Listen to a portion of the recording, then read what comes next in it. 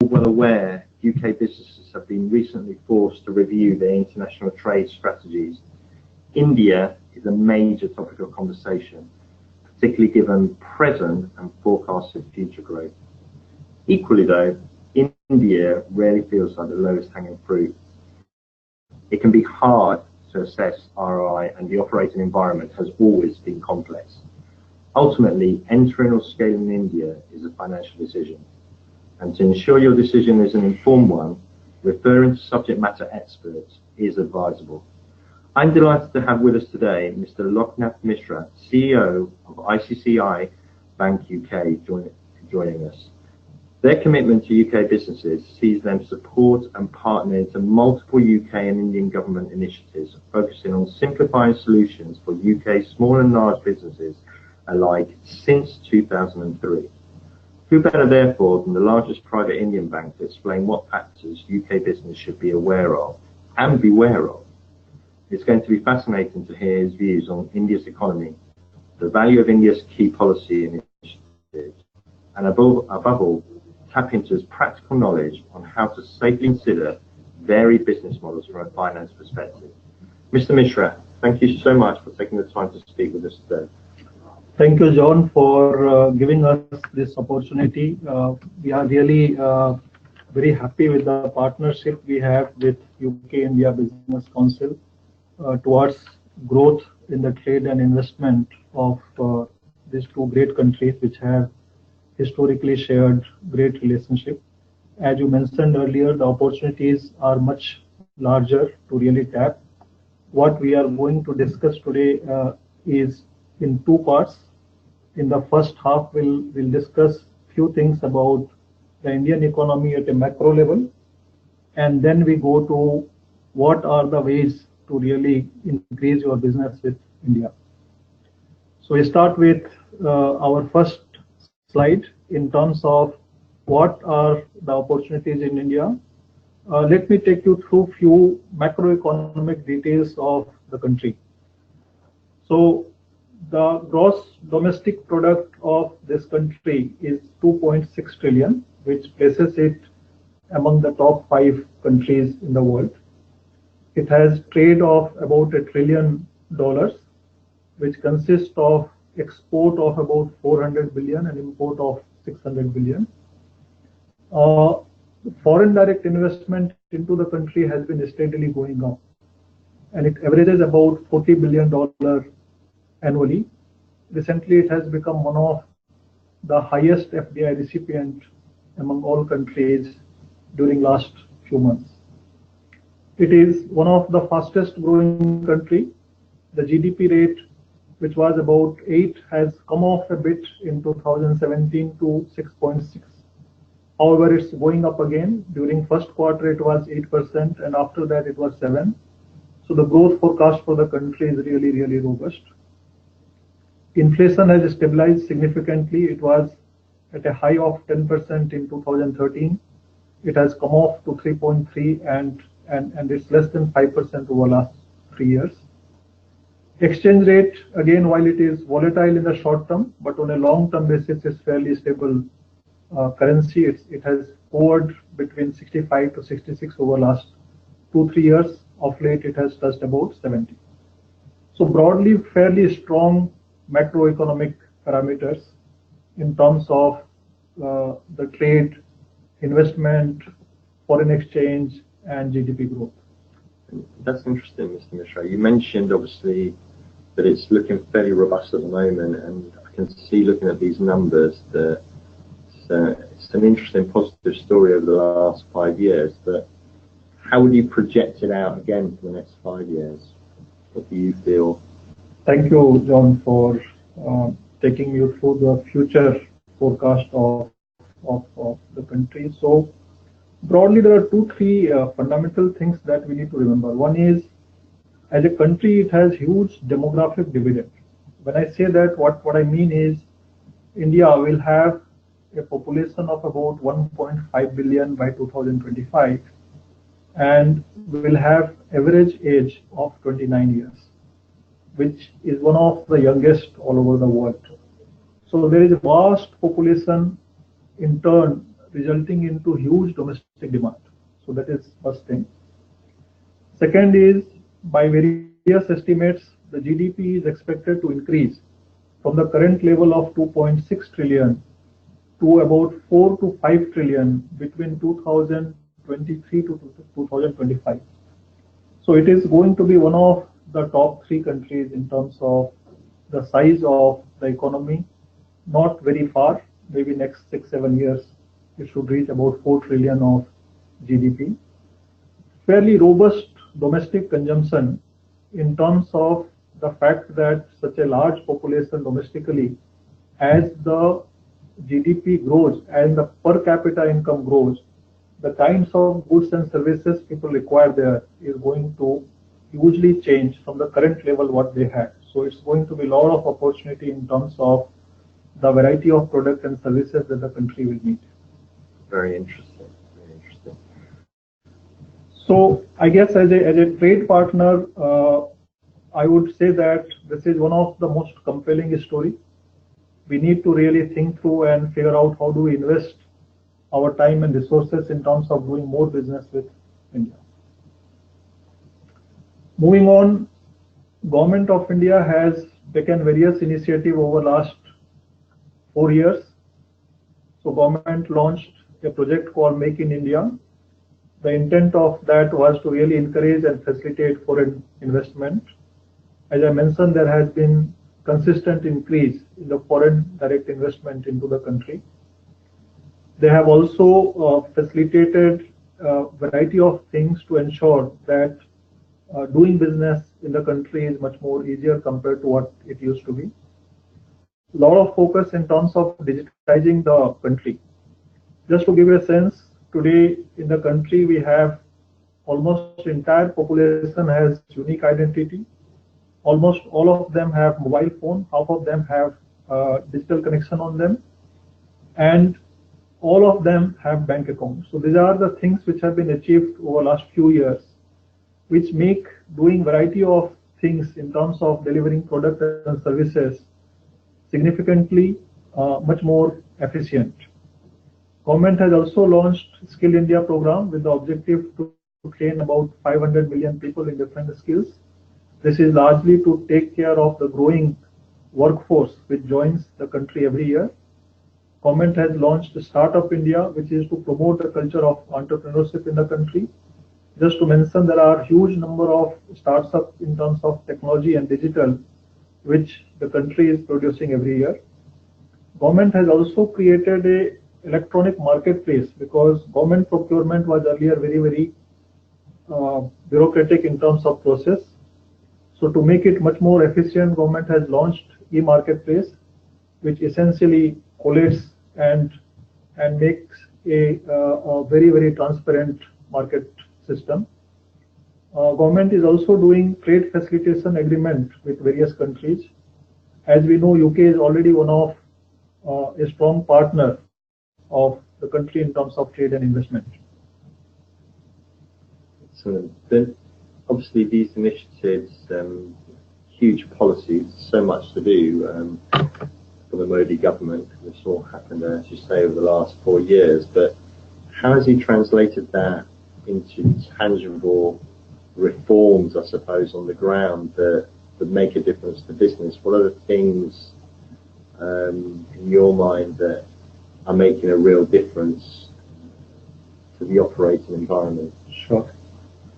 So just to give you a sense, 2 data points I'll give you. One is in terms of World Bank ease of doing business. The country has moved from 130 rank, which was about 2 years back, to last year it was 100, and now it is placed at 77. So it's a jump of significant steps in terms of ease of doing business, and where of course you have a variety of parameters, but it largely speaks very positively about the changes which has happened in the country. Second is government has launched GST, which, as you know, being the size of the country and the diversity what it has, it was a challenging task. Initially, there were a lot of concern in terms of how this will play out. But broadly, the GST has become a fairly positive experience for most of the businesses that has significantly simplified the tax compliance requirement in the country. And for the uninitiated that maybe aren't trading in India as regularly, what was happening before GST and what's the positive now for international business if they trade into India? So earlier there were two types of taxes for doing business in India, the local business, what you do. One is the state government and second is central government. A lot of them were multiple in nature because if you do deal with 2-3 states, then you need that many registration and approvals to do business. All of that have now been merged. Now it is single registration, single payment, which of course gets bifurcated in the back end between the state and center. So the cost of compliance and the simplification what it has achieved is fairly significant. It was one of Prime Minister Modi's promises. Yes. It was a big red carpet, not red tape. Yes. The last one I would say is all the state government. Fortunately, what it has created, that these policies have created a huge significance for putting economy in the forefront, rather than variety of other things on which politics is based. So what you would see now, each of the states in the country are really vying for the attention of investors. So the other day I attended one of the conferences by one state governments where they said that we have truly a single window clearance for all you need to do. And in fact, they said that you don't have to contact anybody. You have to contact only one person and will ensure that you get all your approvals. And we see that coming from all the states now. So each and every state is putting their agenda, their program. In fact, sometimes it becomes too much for the investors because each of the states come and try to get their attention. Well, I think this is the double-edged sword, isn't it? The positive, I suppose, is that these states are competing against each other for the investment, which makes it a market for the buyers, so to speak, the investor. Okay, fantastic. Yeah. So coming to UK-India trade overview, while there are a lot of data in this slide, but what I would like to highlight is India has a trade potential of about $1 trillion. As I mentioned earlier, India exports about 400 billion and imports 600 billion. So from the exporters' perspective, 600 billion actually is the market. And out of that, currently UK-India export is about 6 billion. So in terms of trading partner, I would say that UK is still comparatively a smaller partner. And this also shows that the opportunities are fairly large. What we have seen over the last few years that while manufacturing as a segment has caught up quite reasonably well in terms of exports, but as India grows as a country, as the GDP and per capita grows, there are significant demand coming on the services side. So when you look at education, there is a lot of demand. Technology, there is a lot of demand. Social health scheme. So there is a lot of activity in terms of the health programs. So I would say that there could be potentially an opportunity for fairly good business on the services side, just like what we have seen traction on the manufacturing side. Yeah, moving on. In terms of very quick variety of ways in which you can initiate your business with India. Broadly, 3 routes what most of the companies adopt. The first route typically most of the companies take as you are a beginner, you go through the route of direct sales and export. You find your local trading partner, local buyer, which could be a direct manufacturer or which could be a trader, and you establish relationship with them and you start shipping goods to them or services to them. That is the first step typically most of the companies start with. As you graduate and as you see more potential into the country, you could start with having a licensing office, which essentially is a step for having establishment to coordinate your local activities in the market, or you could graduate further to have a branch or a project office, more particularly if you are into construction business. And finally, if you want to really be a long-term partner and you want to invest in the country in terms of manufacturing or local business activity, you could form a subsidiary or JV. We will take you through quickly in terms of each of these items, but will not spend too much time. So in terms of direct sales, which is the most important potentially route of doing business with India, I would like to highlight few things for your understanding. One is your exports into India, which is essentially imports into India, gets regulated by two guidelines. So one is FEMA guidelines, and there are certain master regulation from Reserve Bank of India, which is the central bank of the country.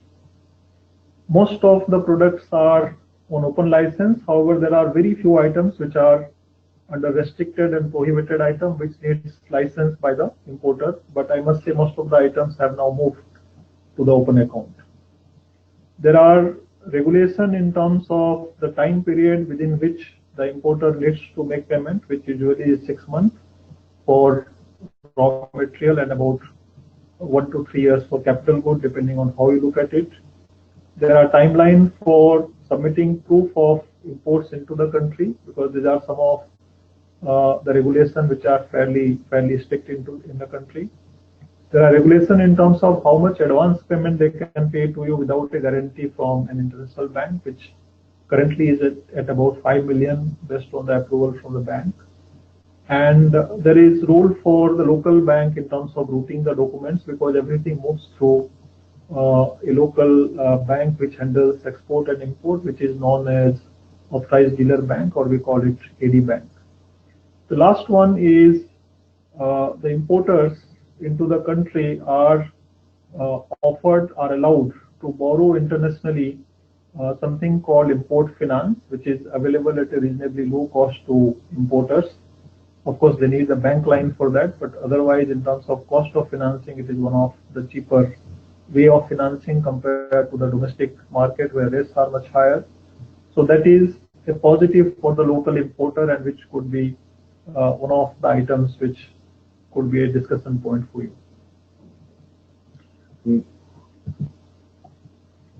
Moving on, next one is when you start dealing with a counterparty in India, whether it's a direct manufacturer or a trader, what is it that really you should look at? Because it's a large country. Just to give you a sense, there are about 100 million SMEs into the country, and which is a large, apart from the big large company, which is a fairly large part of the economy there. And a lot of them are of varied size. They are sometimes starting with a proprietor having £1 million of turnover and manufacturing, and can go up to £10 million or £20 million. So fairly large and diversified set of manufacturers, and likewise traders. So it's a fairly big set of customers that potentially you could be dealing with, and hence it's important that you should have good assessment of your counterparty risk. Now, broadly, as you know, in any other trade, but more so when you are dealing with India, you can move from dealing with your counterparty on an open account basis and move on to advance payment depending on your comfort level. So typically you start with something which is either based on advance payment or letter of credit, and gradually it moves to open account as you establish relationship with the customer, as you have more comfort and you have more trust in terms of the credential of the buyer. There's actually something that comes up quite frequently with us, feedback from businesses, is that it's tough to get agreement with Indian importers. They're renowned for their negotiation skills, their ability to to eke out the right deal for them, and it's difficult for the UK business to know whether everything that they're being told is actually fair and correct and true. So, is there any tip that you would give that would help balance that a little bit? So I would say two things. One is I earlier mentioned about their financing mechanism of ability to take international finance. The low funding option. Low funding option. So when they negotiate with you so they could negotiate with you in terms of price, and second, of course, in terms of credit period. I would presume that a lot of them would negotiate with you on credit period. So one of the things which you could really negotiate with them is that in terms of ability to take a low-cost international finance for import, the regulation allows them. Of course, they need the bank line for them because it's given by a bank. But that financing is fairly cheap compared to the local domestic cost of financing for them. So that is one area where a lot of importers really maximize, but it is possible that apart from generally negotiating, it is also possible that your importer or your customer has not yet thought about it. So this could be one negotiation point where you could reach an agreement in terms of the credit period, is what I would say. Okay. And I mean, you're talking here about various kind of levels of comfort, if you like, from advanced payments through to open account, and you've got that in between piece, a letter of credit. Sure. We talked about there being 100 million SMEs. There's multiple banks in India. Yep. How do I know that the local bank, that the local SME is purporting to give me the letter of credit for? How do I trust it? How do I know? How do I validate that? Sure. So you are absolutely right. As a customer sitting here who doesn't understand the banking system there, it's normal for you to get anxious about it. I must say that Indian banking system is fairly robust. Generally, if it is from a good size bank, we have not seen any kind of bank failure. So the banking standards are fairly robust. Having said that, as I mentioned, you as a UK exporter, it's not natural for you to be anxious about having received LC from a bank which you have not heard of. But fortunately, we have a lot of banks in UK who have lines on Indian banks, and they can actually confirm the letter of credit what you have received from a bank. So the fact that if you go to a local bank, if you are able to get confirmation, that should give you assurance that your money is safe. Essentially, it means that you can tender your document to your bank here in UK, and you will be assured of receiving the payment. Okay, so major Indian banks like ICICI with a presence in the UK could validate it. But equally, other standard banks could. Of course. The business could go in and ask their business accounts. Absolutely. Yeah, moving on. In terms of currency risk management, as I mentioned, there are three options that you can have. One is if you, of course, export in GBP, which is not unusual. From the UK exporter perspective, there is no currency risk in that sense. However, in India, some of them could ask for invoicing in dollar terms, and in that case, of course, you need to take a view in terms of your risk of hedging dollar versus GBP. One additional input I wanted to give here, and which could potentially be a good negotiation point, what John asked earlier, is in terms of your ability to invoice it in Indian rupee. And this could work for a smaller importer there. If your customer is a smaller customer, it could be of some appeal to him, because in his mind, then he is not carrying the risk of the fluctuation of rupee to dollar or rupee to GBP, and you are allowed to hedge that here in UK from Indian rupee to GBP. So while you are invoicing Indian rupee, you can take a forward cover or options to convert that into GBP so that you are assured of your GBP revenue. Moving on, a little bit about, very short about what are the various regulation and purpose of liaison office, branch and project office. As we discussed earlier, liaison office is largely for the activities in terms of ensuring that you maintain contacts and relationship with your buyers. You do a little bit about the product promotion and all of that, but you are not allowed to do any business. It's a cost center, and you have to meet the cost from your office. This is required if you have a varied set of clients. You need to do some promotion and regular contact with your buyers. It works very well. In case of if you want to really make it a little more permanent setup, you could have a branch office. Branch office could theoretically import and export from the UK main company and distribute it to the local distributors and dealers. So this is typically the structure which works for a branch office kind of a structure. It's a little more permanent establishment, and it allows you to import and export in your name. And then project office, of course, works for any kind of project execution. If you are into the construction industry, then this works really well. If you are taking a project in the country, you will have certain flexibility in terms of meeting the local expenses and running your local business there, and you wind it up as the project gets completed.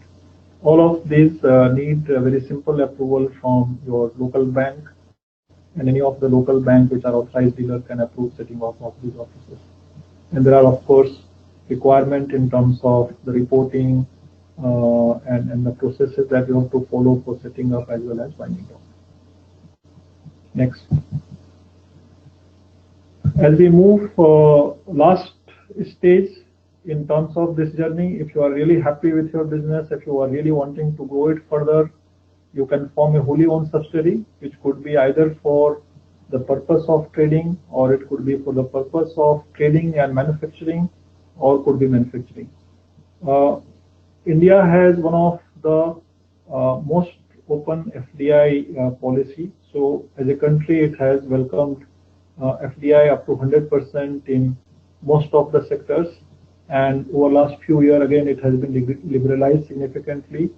I would tend to assume that unless you are into a sector which is a restrictive sector, in most other sectors, you will be allowed to form a majority-owned company into the country for trading and manufacturing.